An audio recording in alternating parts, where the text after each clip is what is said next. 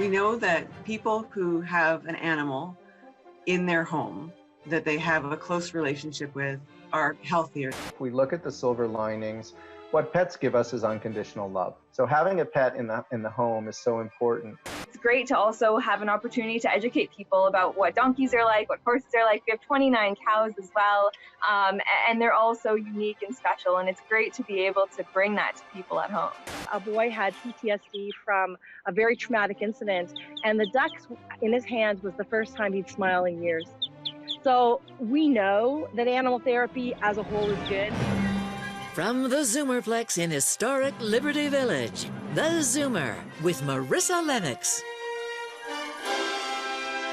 Welcome to theZoomer. I'm Marissa Lennox. The COVID-19 pandemic has us spending a lot of time at home, a great opportunity to connect with family and maybe even welcome a new member. On today's show, how Canadians are leaning on their pets to cope in stressful times and what factors to consider before committing to fostering or adopting one. Plus, later in the show, we'll Zoom conference with the donkey. You won't want to miss it. But before we dive in, let's tee up the topic. Thanks to sheltering in place, animal shelters have seen a surge in demand. According to one Ontario shelter, applications for fosters soared from 2 to 5 per day on average to upwards of 40 due to COVID-19. Another group says they went from 33 applications in January to 203 in March. Meanwhile, humane societies across Canada report more foster applications than pets available, which almost never happens. The reason behind the trend?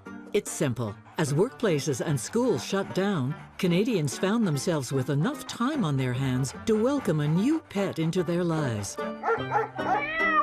either temporarily or permanently. Dr. Carver, I wanted to start with you because there's no question that sharing our lives with pets is good for our health, but especially now, it's more critical than ever. Would you agree? Oh, absolutely. Yes. Having an animal with you during quarantine certainly made a huge difference for a lot of people. And why is that? I mean, is it because of the stress that's associated? How is it that pets are able to ease some of that anxiety and stress that's going on during COVID? Well, we know a lot of research in other situations, like in people with PTSD, certainly demonstrates that having a pet with you, especially one that you actually have a strong, caring bond, will lower your stress levels. But definitely during the COVID pandemic, just having an animal to talk to or to do things with certainly alleviated a lot of loneliness for a lot of people. Leslie, early on in the pandemic, there was pet abandonment going on around the world. And, you know, back home, many rescue organizations took steps to empty their shelters, fearful that they would get shut down. What did we see happen here in Canada? What was the trend? Well, there were still some people that were giving up their dogs with the fear that they could give them COVID-19, but it wasn't as bad as in other countries. And certainly we stepped up as far as rescues to take any dogs that we could, asking for foster families to bring them in. So our rescues did a great job in bringing in any dogs that were abandoned, and even from other countries and other areas. Did we see a surge in people adopting or fostering pets as a result? Yes, absolutely. Adoption was a big one, and we were always helping them become cognizant that when this ends, the dog is still part of the family. It wasn't just a distraction for this time, but yes, they did respond, and certainly, I would say Canadians are very good at adoption and keeping their animals until they're at a ripe old age and just part of the family. So that wasn't a big fear, but it was something we had to talk about. But I do think, and Dr. Ogata, I'll put this to you, I do think that there was some caution that was exercised on the part of rescue organizations because on the one hand, people were at home, they were lonely, they wanted to foster or adopt a pet for potentially the first time ever. But then, you know, I think that there was some maybe reservation on the part of people that were giving out these pets, just that, you know, people are home now, but what happens when life returns to normal? Yeah. So generally speaking, animal, like same as us, not good at adapting the new environment, new situation quickly. So the challenge we have right now with this COVID-19 is we human do not know what happened next, or when second wave may come or may not come, or what happened to my work schedule, or those kind of lots of unknown is kind of challenging for any pet, like a newly adopted dog or cat, or the pet already stay home for a while, but they need to adapt the new coming situation as much as we do. So that's a little bit challenge. And Dr. Carver, I mean, what do we know about the relationship between humans and pets?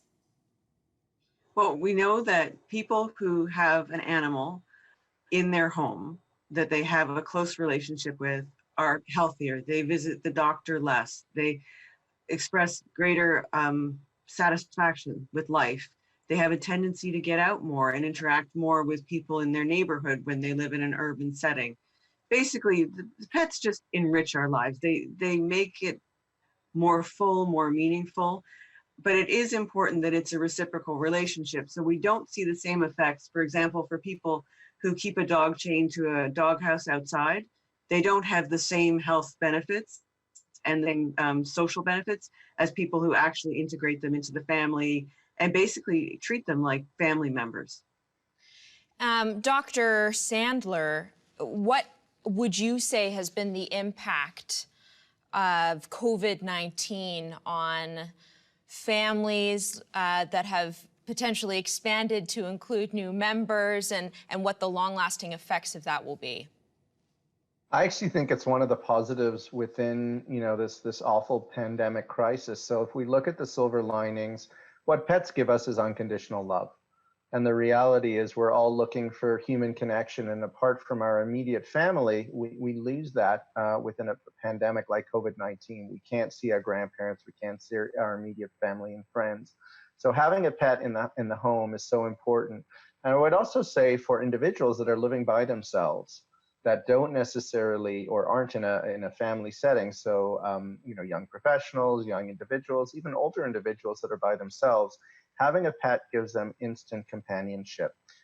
There's also a component of exercising. So by having a pet, you're oftentimes, you know, instantly obligated to taking that pet for a walk and other things like that. So it has, you know, secondary positive effects as well. So in many ways, I think what you've seen is two things. One is people have not only adopted, but they've also fostered. And I think there's a big difference to that. So for many people that had trips, you know, maybe planned in June and July, August that they now can't take internationally, or even potentially outside to another province, they've looked to pet ownership or possibly, you know, even fostering as a great alternative. And I think the timing is important. There are some issues, obviously, with things like separation anxiety in new animals. So as people's schedules come back to normal, we'll have to talk about that. But overall, you know, many of the shelters and humane societies are empty right now. All right, well, we'll pick up that point on the other side of the break. When we come back, the adoption boom that's cleared some shelters. That's next. And it is the best thing that's come out of the pandemic. It's a reason to get outside. It's a little bit of a therapy dog. It's all those things. And she's a wonderful addition to the family.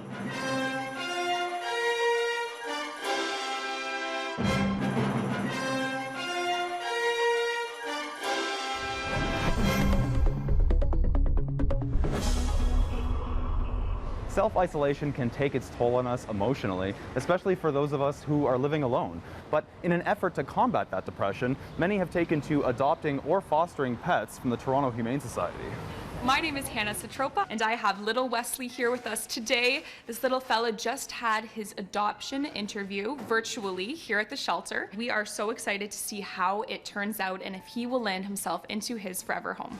How would you describe her coat? Is it quite soft? I would say it's quite soft. She does shed a little bit. Our operations totally changed when everything came about. We launched our digital adoptions program in an effort to place animals remotely even during these trying times. And so it was super important to be able to maximize all of the resources that we have in an effort to rise to the challenge in the face of a pretty devastating time.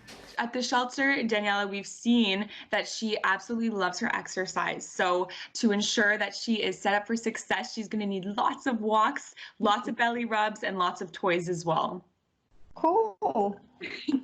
So I think that everyone has reasons of their own for why they're maybe fostering or adopting during this time. Now that they have more at-home time to really work on those fundamental skills with their animal, bonding, getting them comfortable, that it's a really opportune time for a lot of adopters. What we urge people to be mindful of when going through this process is to think about how your lifestyle may change post-quarantine. Can you support an animal financially, commitment-wise, and in your lifestyle and environment outside of isolation, because things will change. So if you are interested listening to this and we have persuaded you into adopting a beautiful furry friend, take a look at our website, www.torontohumanesociety.com, for more information on how you can adopt an animal. And if you're an individual who's in seek of resources, we've recently launched Pet Parent Support Network, which services the community of Toronto. Individuals who are looking for expertise, resources, and advice, you can visit us at our website to go through a request form and speak to one of our representatives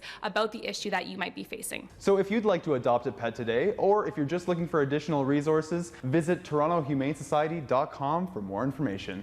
Here in Toronto, Sean Stante for theZoomer.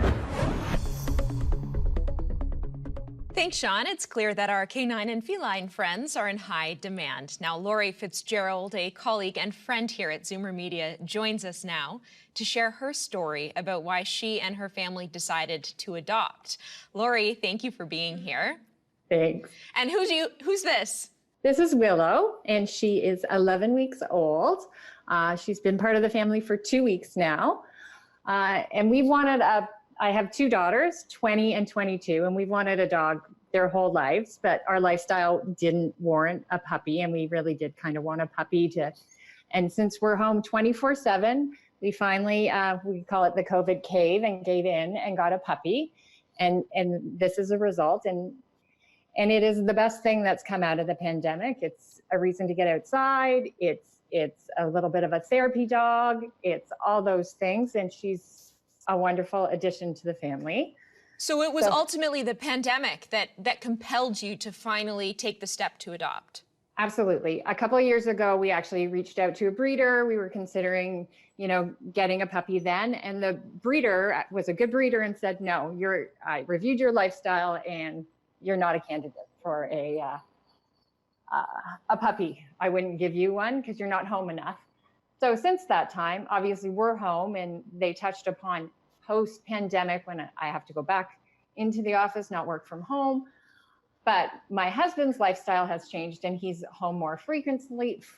So we're quite sure that she will still get the attention and won't have that separation anxiety. But it was like the perfect storm for Well, and I was just going to ask, because this is the dilemma that many people face when making this decision, is I'm home today, but what happens when I go back to work? So it's just so happens that your husband's lifestyle has changed slightly. Is that why you feel comfortable moving forward?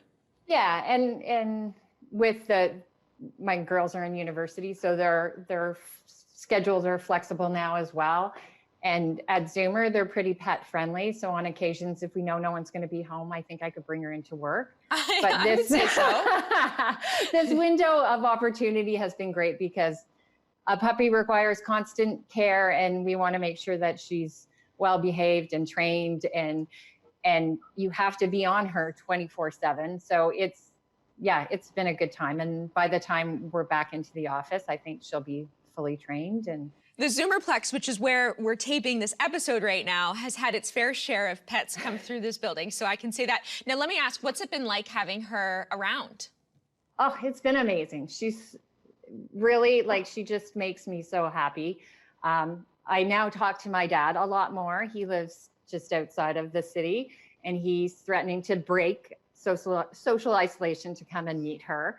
But they said, you have no idea how a picture, a video, what have you from Willow brightens their day. So even though they haven't physically met her, it's really been helping. And one of the doctors touched on just the neighborhood. So she's not old enough to walk around the neighborhood yet because she doesn't have all her vaccinations, but she's allowed to have visits.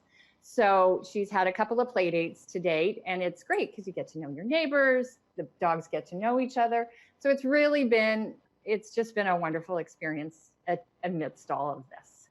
Dr. Carver, what do we know about the audience people typically look to in terms of fostering? I mean, are there any demographics, people that are often overlooked?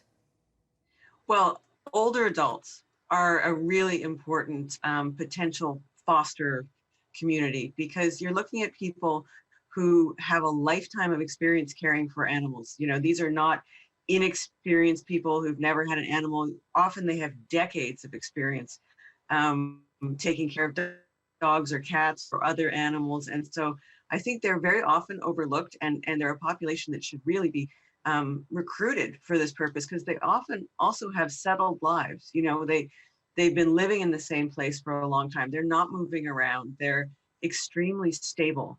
And so, you know, experience and stability is one of the things that rescues and shelters are looking for in foster homes. So I strongly encourage them to seek older adults and actively recruit them. Now, Dr. Sandler, I just wanted to ask you quickly, because you touched on it right before the break, but what advice do you have for people? I mean, what does it do to a pet who's used to having their parents, if you will, home all day, every day, and suddenly the world reopens, people are called back to work? What impact does that have on the animal? It can definitely be very disruptive. So I think if you're in a multi-person household, that really helps. Many people are staggering their schedules back to work. So even in the downtown core in Toronto, for example, you know, many of the office buildings, when they start to open, will open slowly. So, you know, in some ways, the good news is I think the integration back to work will be slowly, because so many of us have adapted to working remotely.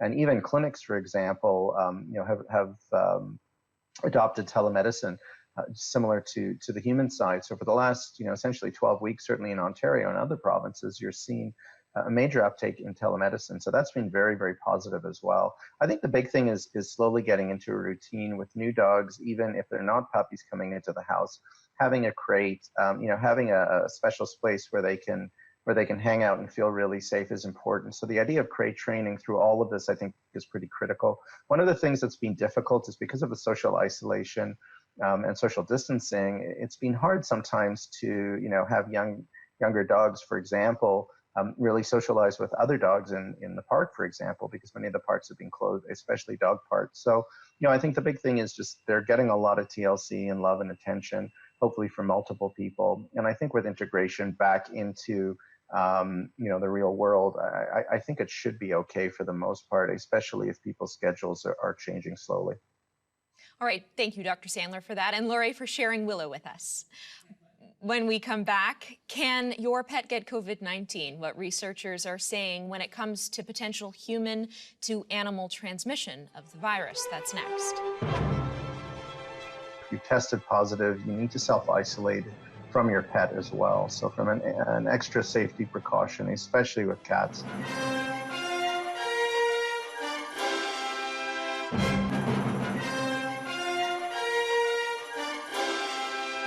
Welcome back. While COVID-19 is predominantly a human disease, there have been stories about potential human-to-animal transmission, from a tiger in the Bronx Zoo to 2 pet cats in New York City. So, what do we know about pets getting and also spreading the virus, and how significant a problem is this? Dr. Sandler, let's start generally. Is it possible for pets to contract COVID-19 from humans? What do we know? I think for dogs, it's very unlikely. There was a big case in New York, in the US, which indicated that a pug had gotten COVID from its pet parent, but it actually turned out not to be the case. So for dogs, it's really not an issue. And for all intensive purposes, for domesticated indoor cats, it's not a significant issue either. So for our domesticated species, it's really not a concern. Our biggest concern are ferrets and mink. We've seen certainly some issues in Europe with mink farms.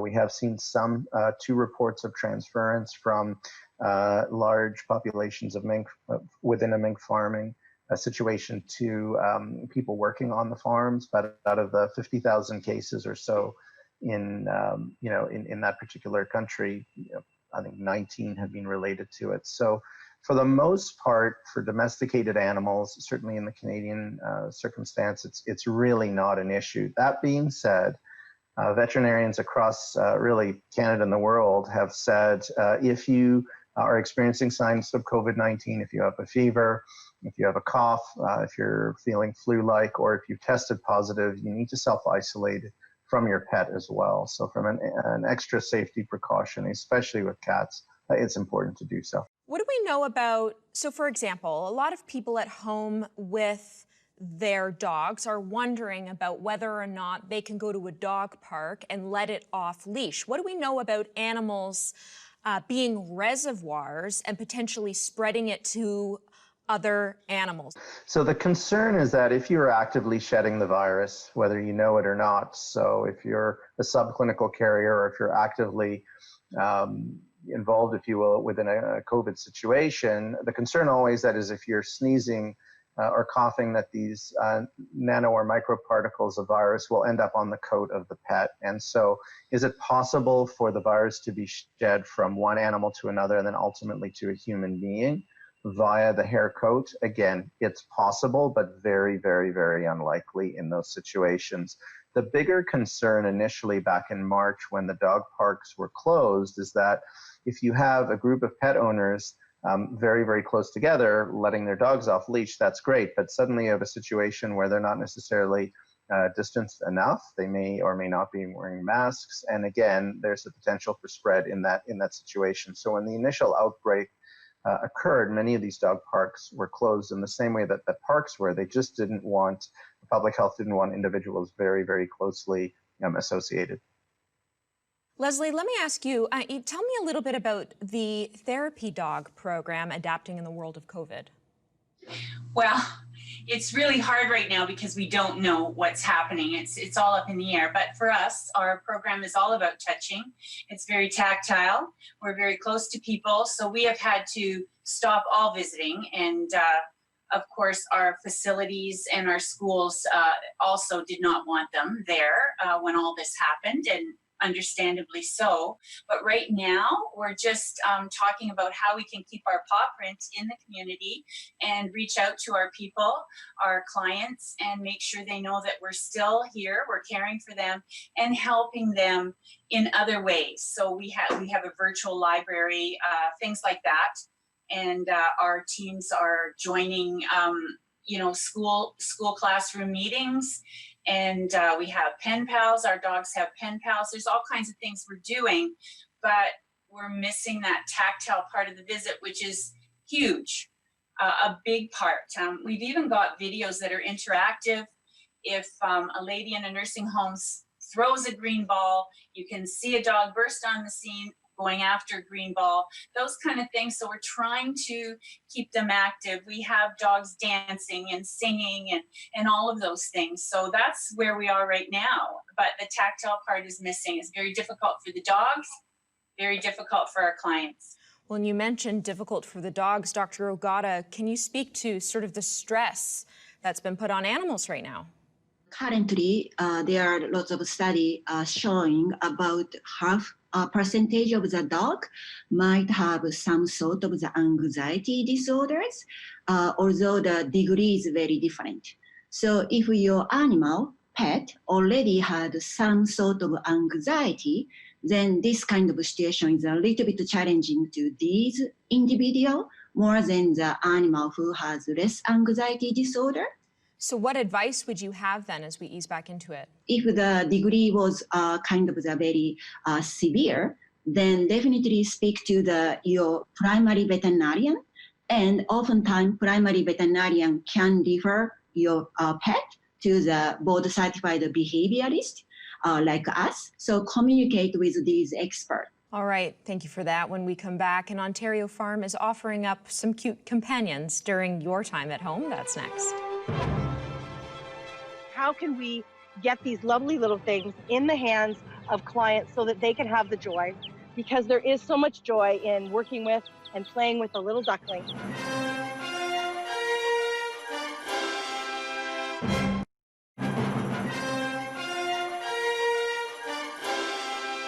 Welcome back. For families stuck at home, ducklings can be a low-maintenance pet, and farms across Canada have been busy supplying them, including my next guest from Critter Visits, a Kawartha Lakes area farm. Karen, thank you for being here. My pleasure. Thanks for letting us come from the farm to your studio today. Now, you run a duckling foster program. Tell us about the program and how it operated before COVID hit. Sure. Well, we've been on the road for 10 years with our animals after trying to find a way to make a farm pay.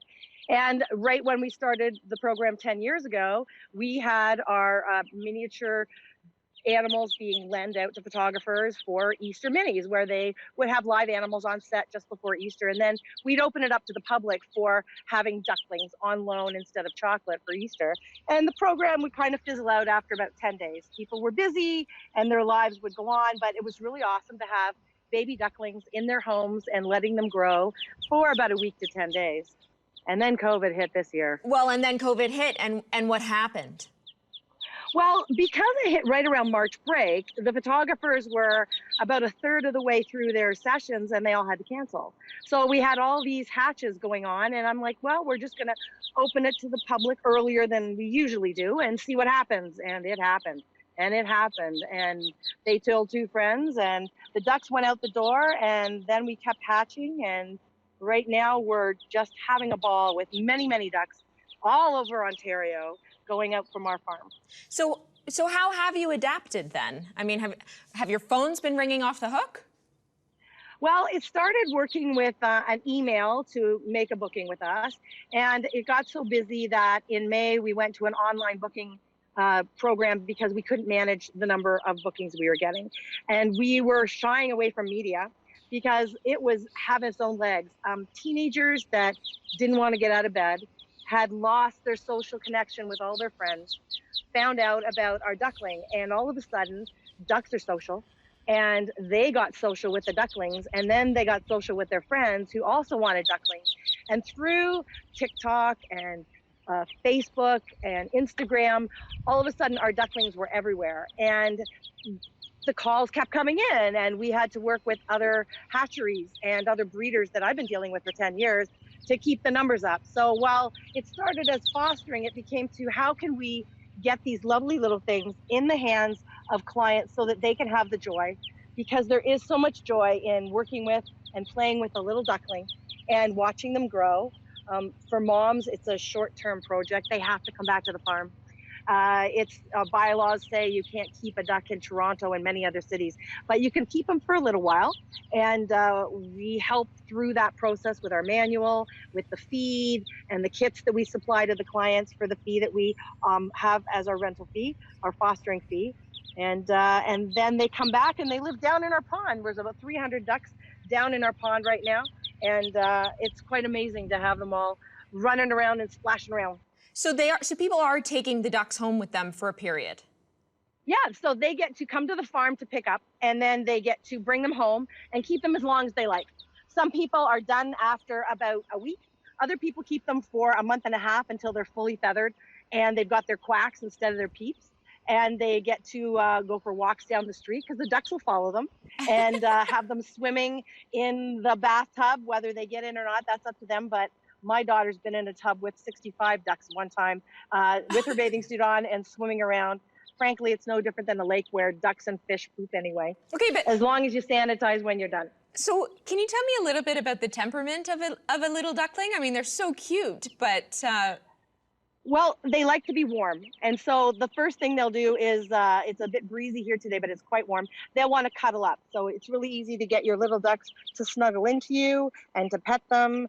And they begin to bond and imprint on you. So they come from a hatchery and they never really got to know their mom. So it's not like they're missing mom, but you become the mom if you're a foster mom. And they will respond to your voices. They'll respond to touch. They will just fall asleep and curl up right in your hand.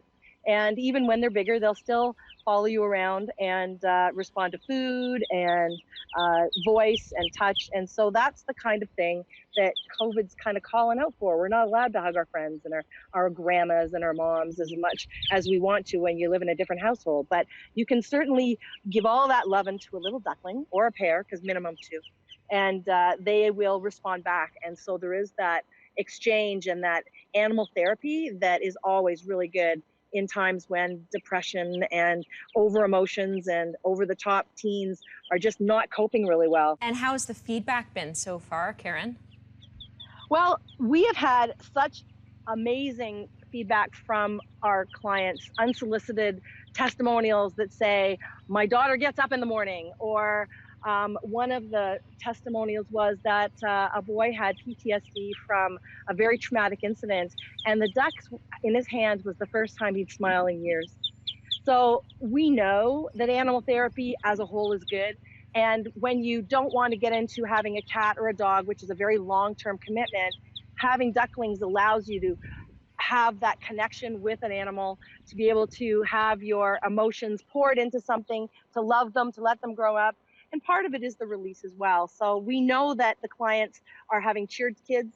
The parents are as connected as the children are. And we have our kiss and cry area when the ducks come back to the farm, and there are tears of joy and transitioning. And even the moms and dads have a few wet eyes that happen when they're letting their ducks come back to the farm. Now, I understand you're also part of a working group to figure out what animal therapy programs look like post-COVID. What factors are you considering right now, just quickly? Well, we at our farm have always taken our animals on the road, whether we go to seniors' homes and let the seniors hold on to a baby lamb and reflect back in their history when they had a lamb in their arms, or any other of our animals. That's the generation of farmers that just want to remember with great joy. We know that the teachers that have found our program during this COVID time are excited about continuing with the ducklings and other animals in their classrooms for short periods, whether it's for hours, days, or the incubator hatch program. So there's lots of different ways that our animals that are brought up and handled from birth can get out there and really help students, seniors, events. The fall fairs that we usually go to are closed this year, but we're looking ways to generate interest online and just let people know that we're here once the province opens up again. All right. Thank you, Karen, for being here and for introducing us to your ducklings. My pleasure. I'm glad you gave us a call and connected up. So if anybody is looking to foster ducklings, we'll be running this program through the summer for sure. And they can connect through our website, and that's crittervisits.ca. All right. Well, there you have it. Up next, not all animal companions fit in the palm of your hand or your home. We'll introduce you to Buckwheat the Donkey next. She's so social. She loves when people come up to her and give her treats and pets. So we thought, like, if any animal would love this constant interaction with our volunteers and even people online, it would definitely be Buckwheat.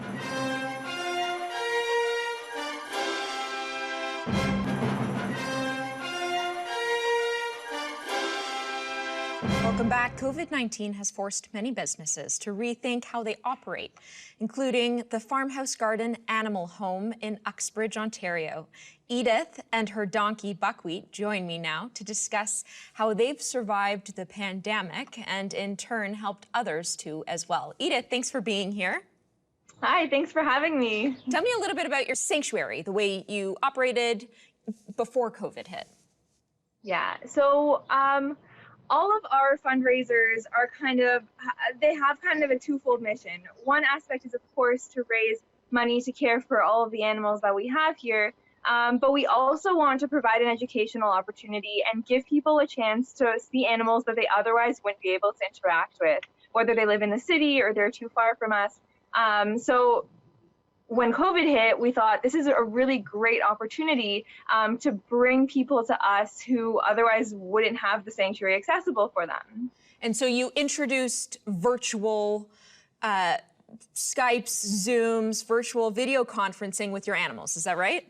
Yeah, exactly. And we thought this would also be a great opportunity to liven up people's work meetings, which, you know, a lot of us are stuck at home doing doing work meetings all day. So we thought it would be a great way to spread some joy and liven things up. And how busy have you been?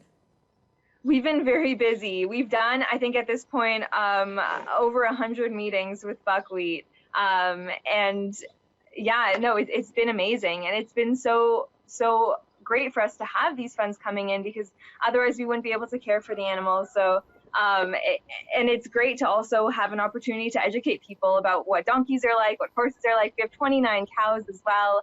And they're all so unique and special. And it's great to be able to bring that to people at home. Who is the audience using your services? Is it primarily for business meetings? Are individuals participating in this kind of program?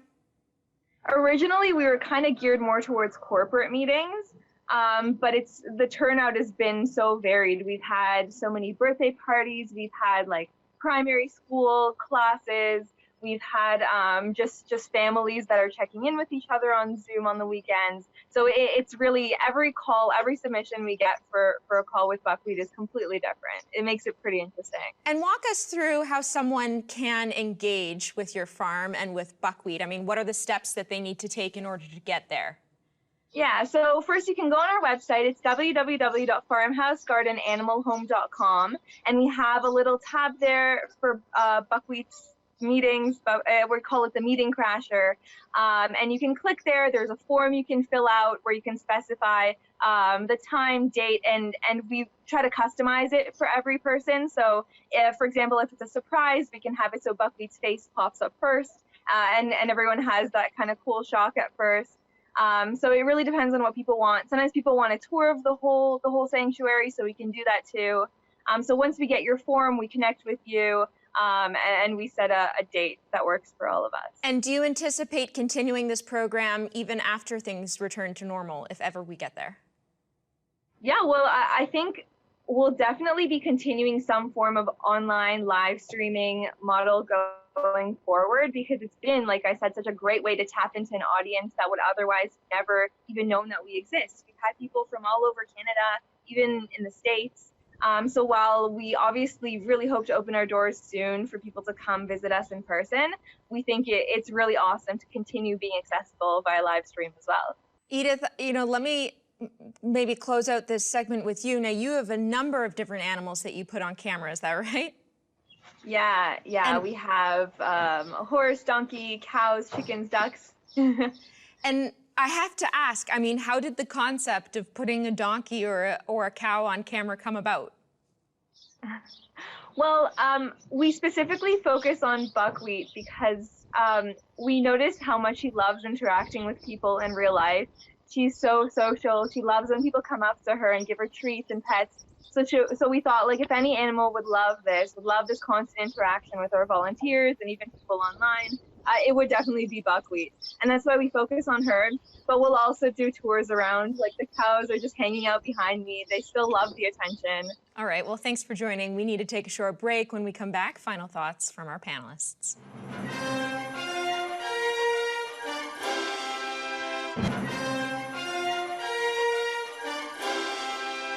Welcome back. It's now time for final thoughts from our panelists. Dr. Carver.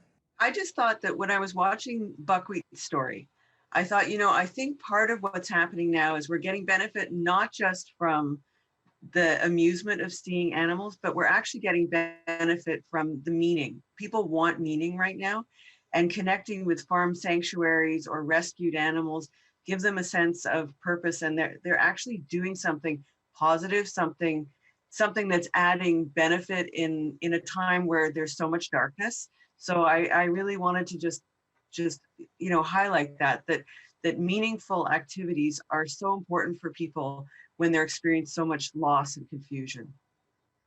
Dr. Ogata. Yes, what I really think important is our life becomes slowed down. That gives us lots of time to watch, observe your pets or other animals around you.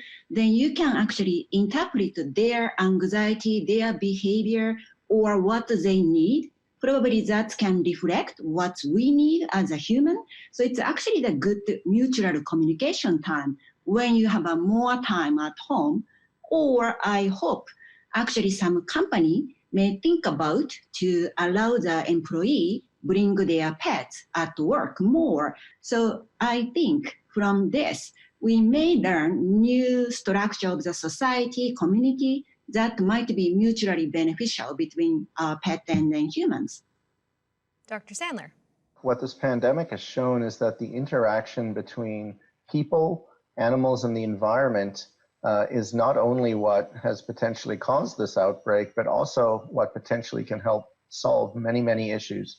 How we interact with one another, how we look at the environment, and how we look at pets within our social ecosystem. I think it's so critical, and it's always a delicate balance. And so I think some of the benefits that have come from this pandemic is that we need to socialize, we need to feel a sense of community. And I think with the most amazing interactions through social media and through technology that we wouldn't have had even 20 years ago, I think we're able to connect people to animals and places and nature in a way that we didn't before. But also that human-animal bond, I think, is here to stay. If there was any question of the importance of where pets fit in society, it's really been magnified and intensified through this pandemic. But it's also created these, I think, lifelong bonds. And with the puppy that we saw earlier, I think these kinds of interactions make us more human. And I think they make us care more for ourselves, our family members, and our neighbors and our communities as a whole. And Leslie. St. John Ambulance Therapy Dogs are out there. We're still there for you. Please visit our digital library on YouTube, St. John Ambulance Digital Library, and our Facebook page. And we're there for you, even though you can't cuddle. We're missing you as much as you're missing us, and we will be there. I think the positive thing about all of this is like it has been said before, that we have discovered new ways of connecting. We'll always be there, and it's very important, and we're here for you right across Canada. All right, that's all the time we have for today. Thank you to my panelists and to our audience at home. We'll see you soon.